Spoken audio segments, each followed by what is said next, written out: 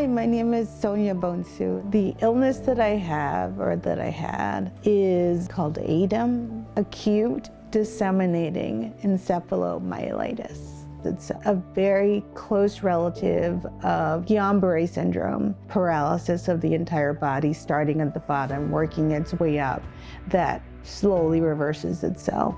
Myself, my husband, and my two sisters were making our way to Ghana. We all were visiting my parents. We arrived on August 1st. In the evening around 9:30, we arrived at my parents' house. I stayed in the room with my sister, and I decided I'm just gonna quickly go to the bathroom. I get there, and I can't go to the bathroom.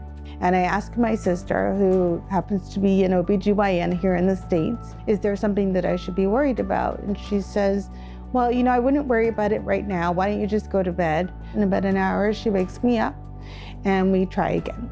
I'm walking to the bathroom, and on my way there, my left leg stops working, just crumbles underneath me. And my right leg then crumbles underneath me as well. So now I've got both legs acting funny. I get there and I still can't go.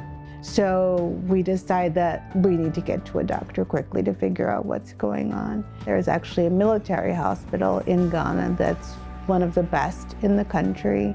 And I remember getting into the car and going somewhere, but at that point, my memory's gone. We were able to get a bed finally, and it was on the bed at this hospital where the rest of my body went paralyzed. They say my eyes were open, but again, I don't remember any of this happening, that my arms began to twitch and they stopped moving, and so it stopped working at that point, that my diaphragm started to jump up and down, and I started to gasp for air, and then it stopped and I stopped breathing. The right side of my face had started to behave as if I was having a stroke, and then my teeth clenched together. So they knew that they needed to intubate me quickly. So they forcefully opened my teeth in order to be able to intubate me. They put me in a medically induced coma. And I was in a coma in the ICU in Ghana for about 3 days. I was mentally aware when I woke up in the hospital in Ghana.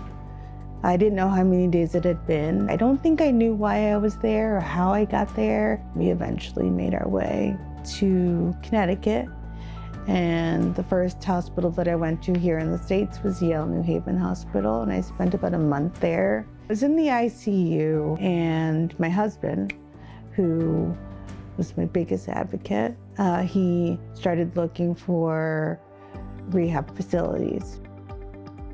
And he looked around in all of Connecticut, and Gaylord, kept popping up as the #1 facility. And he said that Gaylord was the most attractive because it would accept patients who were still on the vent. So I didn't necessarily have to get off the vent before leaving. And the second thing is that there was space for a family to live on the medical campus here at Gaylord. Knowing that we could do that here at Gaylord really made all the difference. It really has been wonderful. The first day that I got here, they took me off of the vent. They decreased it to a point where I was breathing the same air that others breathe.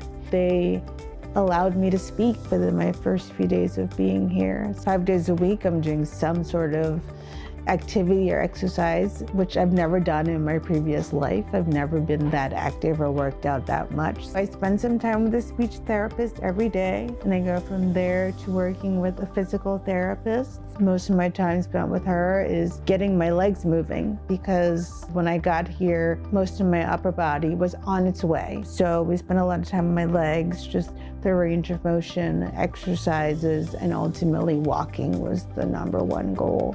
I go from my physical therapist to my occupational therapist, who's helped me with things like putting on my pants, putting on my shoes, making my way to the sink, brushing my own teeth, just sort of regular everyday things that we don't think about needing to learn how to do until you can't do them anymore. And then I go from there to an arm group where I lift weights for my arms, which has made my upper body very strong. My therapists are great. They're wonderful. They are kind, they are patient, they are thoughtful. I love the nursing staff too.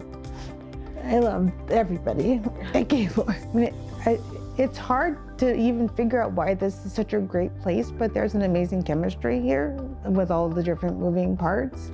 So much so that in the last few weeks, I've been calling it Camp Gaylord, and I don't even want to leave. Like, the goal is to get me out of here, but I just wanted to stay. I can't imagine that I've made such wonderful friends and established such great relationships in the last 3 months, and that this will just be over, and I'll have to move on to my real life. So that's what my time here at Gaylord has been like, just feeling empowered and getting back to my life.